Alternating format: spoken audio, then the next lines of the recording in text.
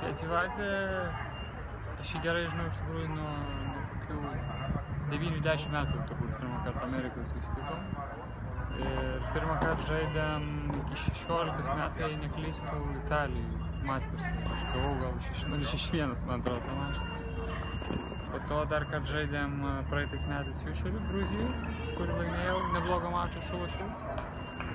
O apie rytaus mačą, apie Lauryną, manau, kad čia, jeigu bendrai Laurinas turėtų susitvarkyti, bet lengva nebus, nes jo reitingas gal, nežinau, apie 900 kažkas tokio, bet manau, kad jis galėtų aukščiau stovėti, bent 200 pozicijų tikrai, štai kad kartais nedaug žaidžia.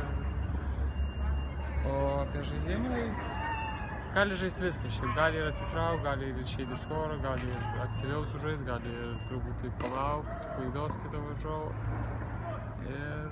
Ir tiek. Manau šiaip, kad bus įdomus mačas, bet Laurinas turėtų susitvarkyti.